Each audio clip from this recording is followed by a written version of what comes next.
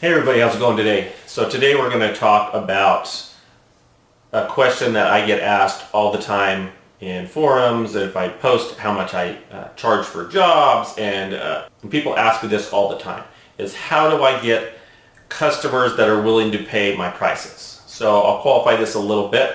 My prices currently for the business that I'm currently running is 70 cents per square foot of cleaning, and that's the base price. That's the lowest I go for any cleaning. Anything in addition to that, Scotchgard, other cleanings, furniture moving, whatever it is all going to be an extra charge. So I'll do a certain amount of things for the 70 cents.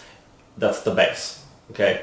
Everything else is going to be more expensive. I do sell with packages, so 70 cents, let's see, 70 cents, 85 cents, 95 cents. So almost all the way up to $1 for the premium package. And people want to know, how do I get clients to pay that? So most people say, and I've had people say, there's no way you're getting that here.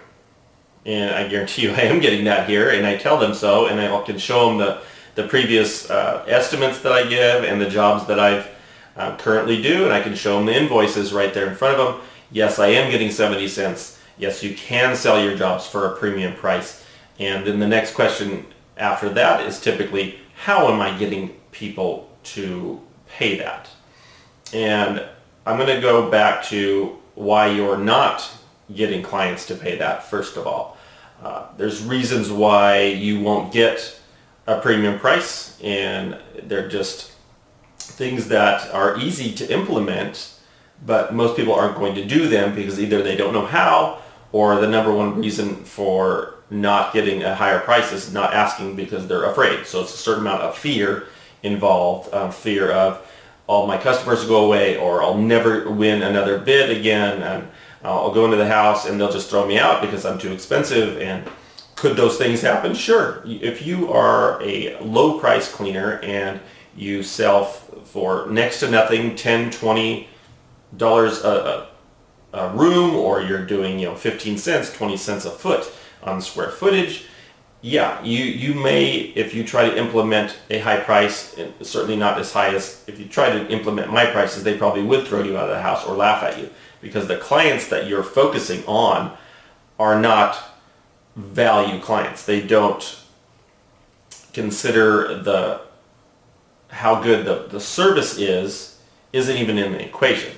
The only thing that is in the equation for a price-conscious shopper is price. That's all they care about. They don't care how good the job is, mostly because they don't know that there's a difference. That's part of it. Part of it is educating the client to know, okay, the cleanings that you had was an apple, I'm selling you an orange. They have to understand that the cleanings they were getting before were like driving around a Yugo, and now I'm going to go and we're going to drive around in a Bentley. That's the difference between the cleanings, and most people can understand, oh, there's a difference in the cleanings, explain that to me. And then you have to be able to explain what's the difference, because somebody that's used to paying 20 cents a foot is not going to pay 70 cents a foot unless they realize there's a giant difference between the 20 cent and the 70 cents.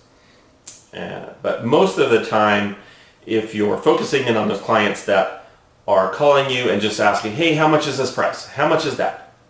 What is that? How much am I going to pay for this? And it's all about price right off the bat on the phone.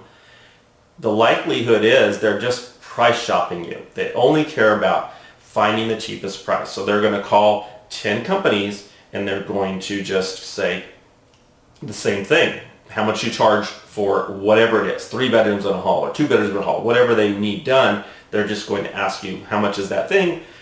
And if you're not the cheapest one on the list that they're making, you don't get the job, period. You just don't.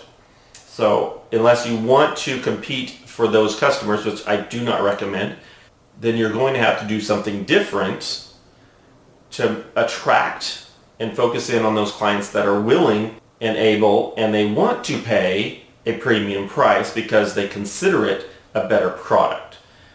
Most people that are value shoppers, they don't call, they don't ask, how much do you charge for this? And they might, because we've been so accustomed to ask, the first thing is, well, how much is that? How much is that? What is the cost? You go to a menu, go to a restaurant, you're looking at the menu and you want, well, how much does that cost? And then typically if you go to a high-end menu, a lot of times they don't even have a price on there. If you go to a really, really nice restaurant, it's not even there. You have to literally ask because they assume you don't care how much it is. You've come to eat here because you know the food is amazing and it doesn't matter what it costs, you're going to eat there anyway. But you go to McDonald's, of course, everything's price menu. You got the value menu and all these things that are saying, we're the best value. You go to Walmart, the prices are going to be cheap. Target, a little bit higher. Go to Macy's, higher still. So there's a certain facet of the population that doesn't go to Walmart. They will, in fact, only shop at Whole Foods. They won't go to the grocery store. They go to Whole Foods because they know, well, the food's better there. Is the food better there? I don't know, and nor do I care. All I know is if that facet of the population is willing to go to Whole Foods and pay a third more for their groceries, I guarantee you they will pay a third or double what their low price cleaner is charging them if you're going to give them a better product. Remember, they're valuing Whole Foods because they say the product is better. And go ahead and look at Whole Foods market share, how many people are shopping at Whole Foods. So there's a giant part of the population that values price. Now your job, and the question, going back to the question, is how do I get people to pay my prices? Number one, find the right people. If you're advertising a low price special, 2 bedrooms and a hall for a certain price, that's going to attract automatically a price shopper. They're automatically looking, oh, it's a deal, it's a special. I can save money here. If you're putting price in your ads, you're going to attract price shoppers because that's what attracts a price shopper is a price, a low price, a special of some sort to make them feel good about the purchase that they're making. And they may not have the money to spend on a company like mine. If my 3 bedrooms is going to cost $300 and they don't have the money to spend on the carpet cleaning, they're budgeted for $150, I'm not the cleaner for them, and that is okay. I don't need them to be a client. They are a client of somebody else that's going to serve them better as a low price cleaner. Will they get the same value work from that low price cleaner? I don't know. They might be cleaning on my level. I don't know. I really doubt it because if you're a low price cleaner, you have trouble buying high price chemicals, machines, and spending more time on the job site because you're not making as much money. You've got to get to the next job faster. In order to make the same amount of money, you've got to say do 5 jobs instead of 2 or 3. So they have less time. They can't spend the time on the job site, and therefore they have to rush through or go a little quicker where I'm going to meticulously vacuum. I'm going to spray high dollar cleaning product wall to wall on their carpet. I'm going to power scrub the whole thing. I'm going to do all these things that the other guy's going to come in and say, well, I don't have time to vacuum. Ma'am, can you vacuum before I get there? So she's vacuuming. And then he knows, well, I got to buy a lower price cleaning product because I just don't have the money to spend on this bottle cleaner that's maybe $30 or $40, so I get the $20 one.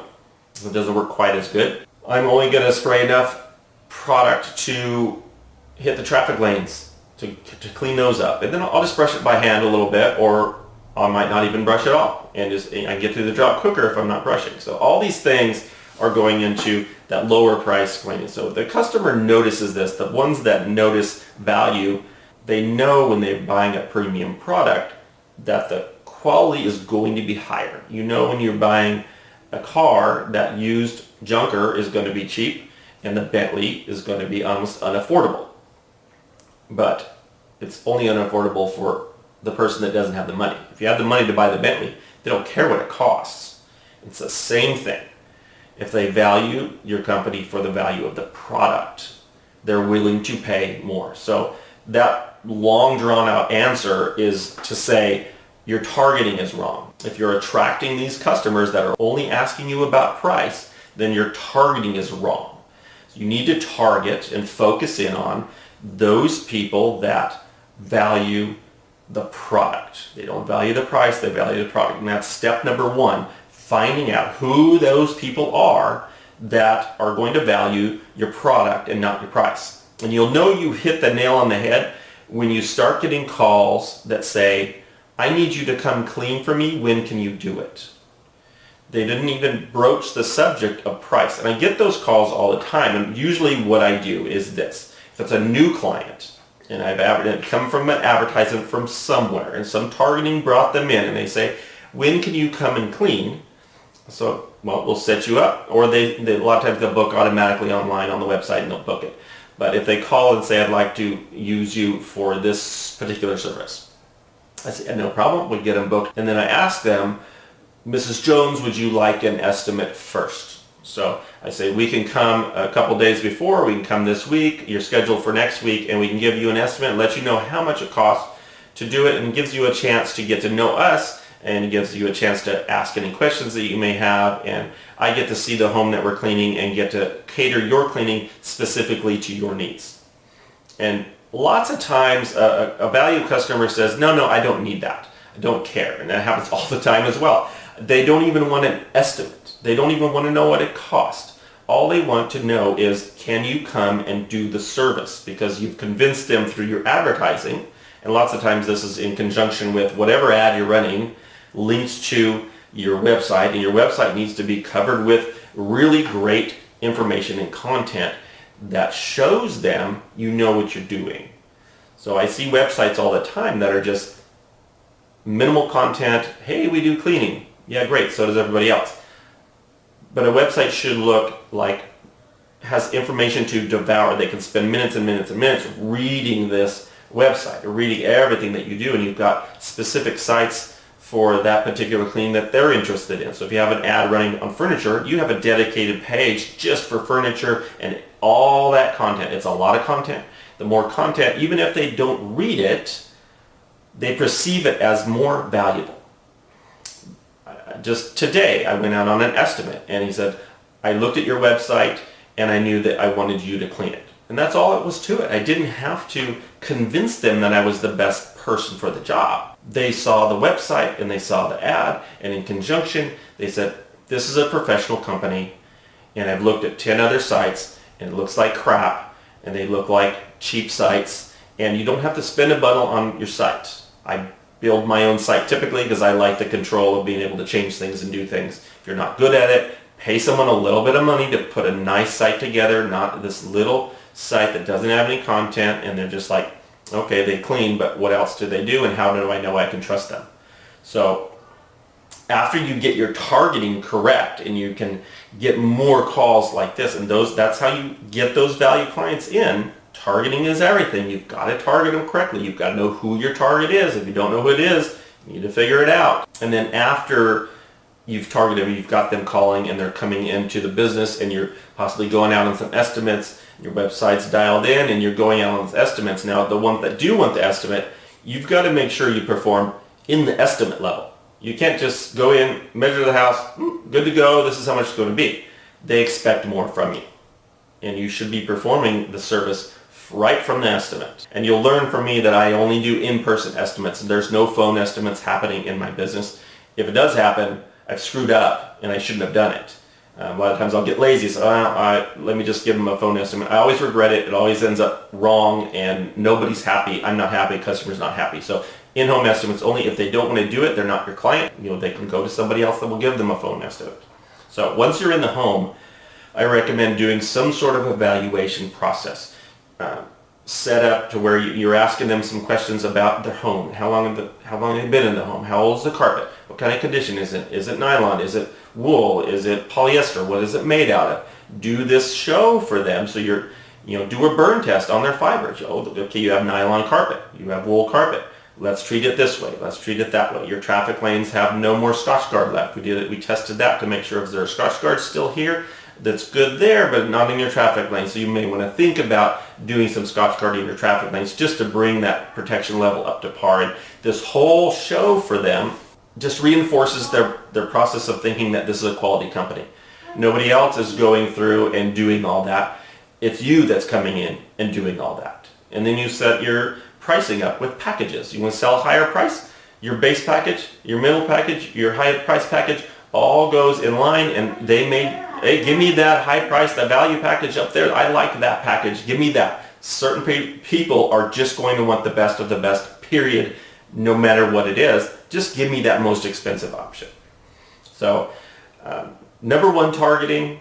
That's what's going to really give you the people coming in that are already pre-sold, because you're targeting them correctly.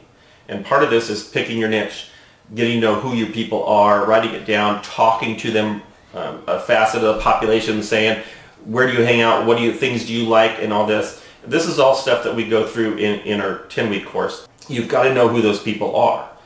We teach how to get a really good idea and hone in on exactly who they are, and then how to target them.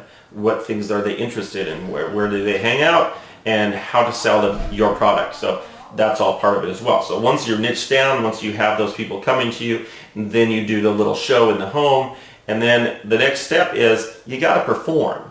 If you don't perform that stellar product, if they just look at it and say, yeah, it's just like the last guy, then you haven't done enough. Because not only is it you want to get those customers in your business, you want to keep them there for the next 15, 20 years, coming back every single year to spend that high dollar amount on their cleaning.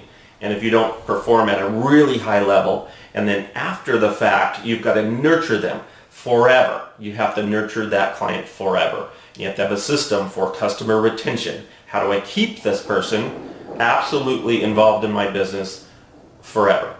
So, but how do I get clients was the question. Targeting is everything. And the number one thing is, don't be afraid to ask. If you're asking the wrong people and you're never getting a yes, they're the wrong people. Your targeting is off.